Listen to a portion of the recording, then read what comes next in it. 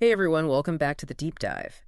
We get a lot of really interesting material sent our way. This time we're taking a look at something you sent in, focusing on activism and, specifically how social change actually happens. Yeah. It's like you always see the headlines, right? But we're going to try to get a little bit deeper here. Like what's the real driving force behind these movements? Yeah. And the article you sent, I'm gonna say, it was really interesting.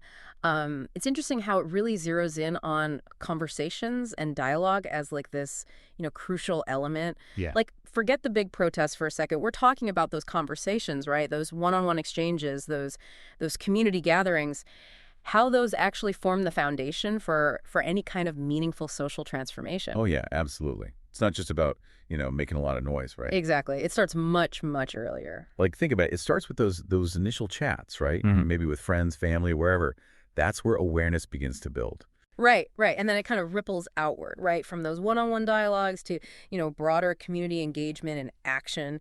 And it's a whole spectrum. It is, yeah. So, our goal today is to really kind of dissect this whole process, right? How do those conversations act as this catalyst? What's the underlying mechanism, right? And hopefully by the end of this, you'll walk away with, a much clearer understanding and maybe even a couple aha moments about how social change really takes root and flourishes. That's what we're hoping for.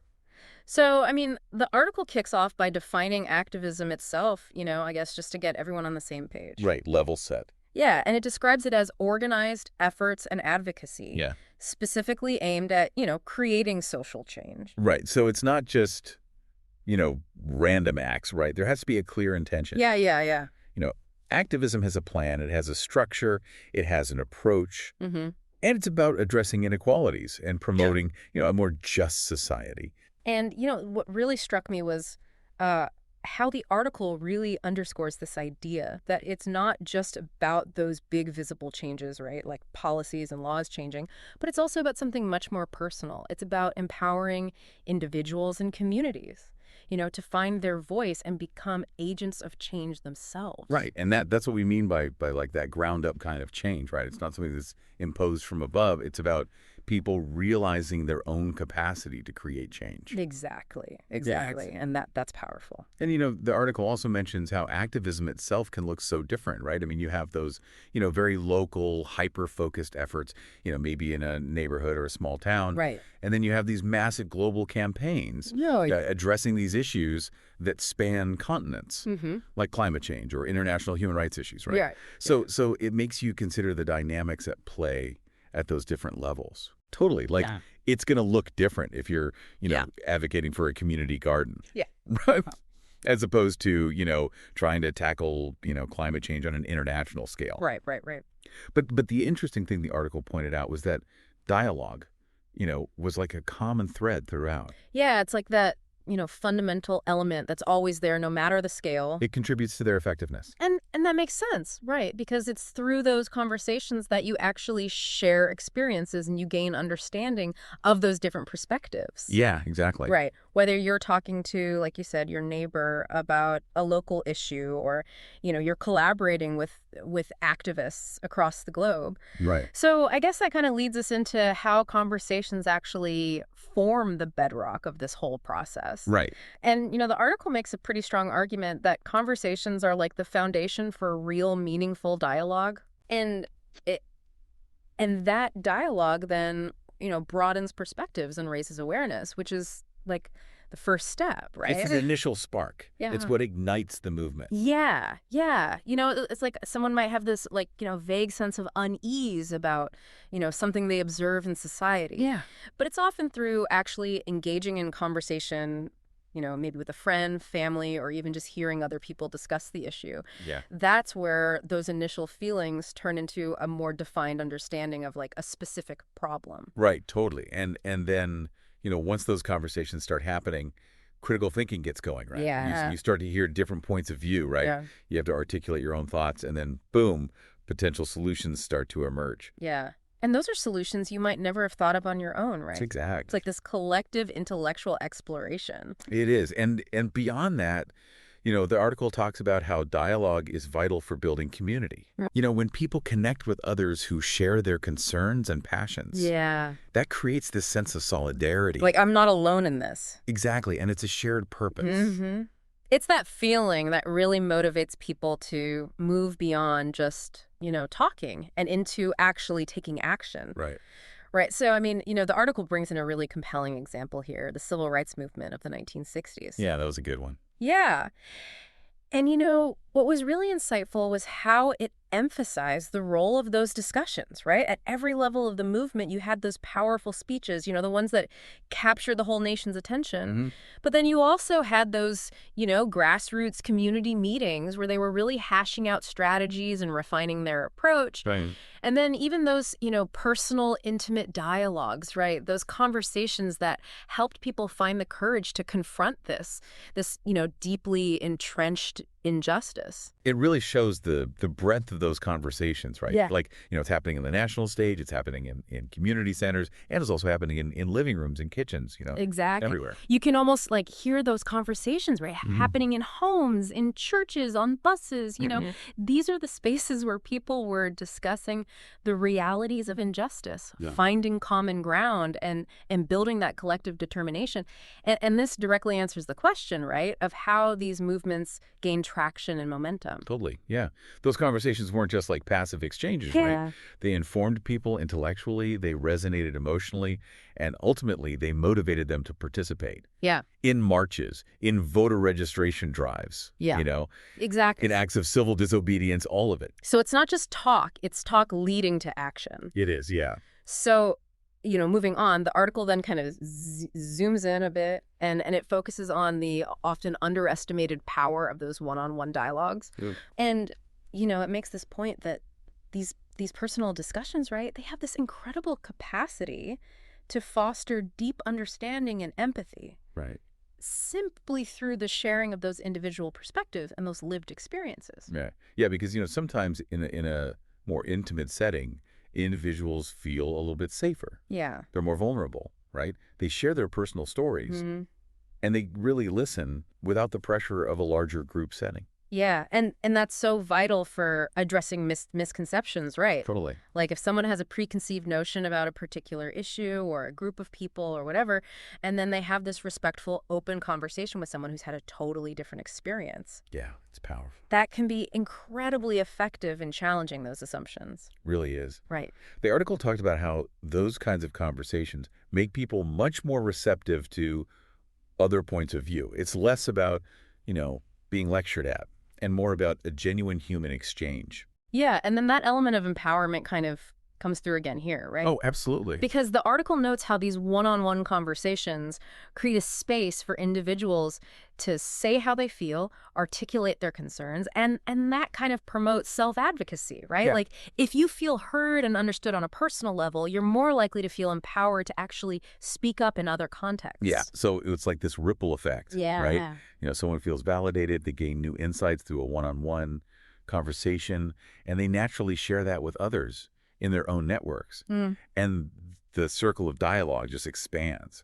Awareness increases. So it starts small, right? Yeah. And then has the potential to really, broaden its reach. Exactly. And, from there, the article then talks about, scaling things up. Mm-hmm. So we're talking about group and community dialogue. Right. So it's moving from those, one-on-one exchanges to how those voices can be amplified collectively and actually, catalyze community-wide action. It's like those town hall meetings.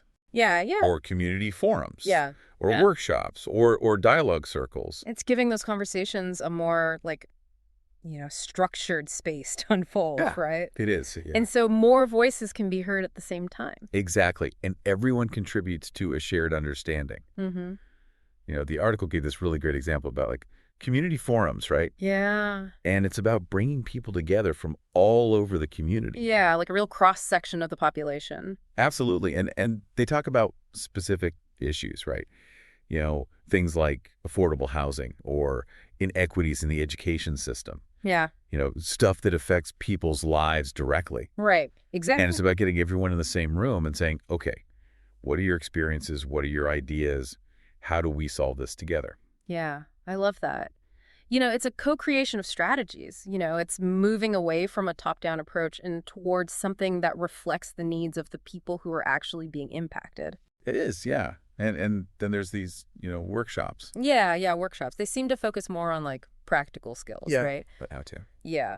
Like, how to advocate for a cause effectively, how to speak publicly about issues you care about, Right, right. even how to like use social media, right? Yeah. Giving people the Yeah, tools. yeah, the tools to actually enact change. Mm. And then you also have those dialogue circles, Is right? there? Those were interesting. Yeah, those seem much more like, focused on really deep listening and sharing those personal narratives, right? Yeah, and they emphasize creating that safe space, Yeah. to build trust and solidarity within the community. It's like those emotional connections lead to more unified action. Yeah, they do. So the article points out that all these, you know, larger dialogues can lead to real concrete outcomes. Mm-hmm. Advocating for specific policy changes, increasing engagement in civic activities, and really transforming what were initially just, individual concerns into this powerful unified force. Exactly. And it's about going beyond just feelings and into actually, influencing decision makers. Yeah, yeah, exactly, exactly. And, this next section, it really resonated with me. This is the part about the often underestimated power of listening. Oh, yeah. Yeah. We live in a society where everyone wants to talk, Right. right? Talk, talk. Yeah, but this article was like, hold on, active listening is crucial. And they defined it, right. It's not just hearing words. It's concentrating on what's being said, understanding the message, thinking of a response. Right, and remembering the key points. Yeah, it's a lot more active than we think. It is, yeah. And it makes sense, right? When someone feels heard, their experiences are validated, which creates trust. Totally. Right. And you feel like the person listening to you is actually engaged. You're more likely to be honest and open with them. Mm-hmm. And in activism, the article emphasizes how active listening helps you understand those diverse and some even conflicting perspectives. Mm-hmm. Right. It's crucial for empathy. It helps break down biases. Because you can't come up with solutions if you're not really listening to the people who are actually experiencing the problems. Right? Exactly. You might miss the root causes completely. You will. And then, the article talks about how active listening equips people with the right information, the right insights, right? Yeah. So they can have more informed discussions. Yeah. You gain this, deeper understanding of these really complex social issues. And that's how you craft messages that really connect with people. Exactly. Yeah. Exactly. So it's not just about, broadcasting your own message. It's about that two-way exchange. It is, yeah. And the article ends this point by, reiterating that listening builds those stronger networks and connections, which then leads to, more robust action. It's all very logical. It is, yeah. Strong movements are built on strong relationships. Uh-huh. And those relationships, they need communication. Right. Active listening is a big part of that. So, it's not always easy, right, to have these like super meaningful conversations about activism. No, it's not. The article talks about some of the hurdles that can prevent these dialogues from happening. And the first one was like fear of conflict, which I think everyone can relate to. Oh, yeah. I mean, social issues, they're personal, Mm-hmm. right? They're emotional. There are strongly held beliefs. People are afraid to offend others, and then it can escalate. Exactly. People shut down. Yeah. And that like kills the conversation. It does, yeah. And, another barrier the article talks about is just, a lack of knowledge about the issue. Yeah. Like if you don't feel well informed, Mm-hmm. it's totally understandable why you wouldn't want to participate. It is. Yeah. And that can be a problem, right? Because then those misunderstandings just continue. Yeah. And then you also have cultural barriers, right? Oh, right. Differences in language, how people express themselves. Their norms. Yeah, social norms, all that. And the article was like, we really need to recognize these different communication styles. Yeah. We have to actively work to create an inclusive environment. Yeah. So how do we overcome all these hurdles? Right. That's the question. Well, the article had some, practical suggestions. Okay. Starting with like fostering safe spaces. Right. Where people feel like they can share without judgment. Yeah, that psychological safety is like the most important thing. Yeah. Like people need to feel like their contributions are valued, even if their viewpoint is different. Exactly. So, maybe establishing ground rules at the beginning can help. It can, yeah. Active listening, respect, Open-mindedness. open-mindedness, yeah, all that. And then addressing that lack of knowledge with, like, educational initiatives. Right. Give people the information they need. Yeah, resources, workshops, just like, empowering people with the knowledge to engage more confidently. Yeah, because if people feel more informed, they're going to contribute more. Exactly. Hmm. Exactly. And finally, the article really stressed the importance of cultivating empathy and really trying to understand different cultural contexts. Right. Like putting yourself in someone else's shoes. Yeah, even if Right. it's totally different from your own experience, Yeah, right? yeah. So, creating these environments for dialogue, it takes effort. It takes commitment. It does, yeah. So, the article brought all these concepts to life by providing some really great examples. Okay. And the first one was, the civil rights movement. Right, we touched on that a bit earlier. Yeah, yeah. And what was so striking about that example was how it really traced the interconnectedness between those initial discussions, Hmm. and then those like more strategic dialogues that movement leaders use Right. to engage society. Yeah. And then ultimately culminating in those, landmark pieces of legislation like Mhm. the Civil Rights Act of 1964. It's a great example of how those conversations lead to real change. Right, tangible change. Real change. And then, the article jumped to a more recent example, the #MeToo movement. Oh, right. That one really shows the power of social media. Yeah, Right? conversations on a global scale, right. Exactly. And it's amazing how those online conversations, as people shared their experiences of harassment and assault, it led to this huge public outcry and actual legislative changes around the world. Yeah, and it shows how technology can help, right? And Yep. amplifies these conversations, creates a sense of community. Exactly. And, the article also brings it down to a local level with the example of community gardens. Oh, yeah. Yeah, I like that one. Yeah. It's so easy to get caught up in those, like, huge movements, right? Mm-hmm. But so often it starts with just neighbors talking about a problem in their community, like food insecurity, right? Right. And then they come up with these grassroots solutions. Exactly. And that's real empowerment. Yeah, yeah. And finally, they talked about the Stonewall riots, where those informal discussions and frustrations within the LGBTQ plus community about harassment and discrimination, it actually escalated into this huge protest. Right. And it was a turning point. Yeah. It really shows how those everyday conversations can spark major change. It really does. So I guess, the question is, how do we facilitate these effective dialogues about activism in our own lives? Right. How do we make those conversations happen? Yeah, and the article had some good advice. Okay. It starts with, establishing those safe spaces. Right, which we talked about Well, earlier. the ground rules, right? Respect, active listening, open-mindedness. That sets the stage for a more productive conversation. Yeah, and then it suggested some techniques to encourage participation, like breaking into smaller groups, Oh, that's right. which can be less intimidating, right? Yeah. And using, thoughtful prompts or questions to keep things focused. Those could be really helpful to get people thinking. Yeah, and then checking in with those quieter participants to make sure everyone feels included. Right. Everyone's voice matters. Yeah, exactly. And then, finally, they stress the importance of being goal-oriented.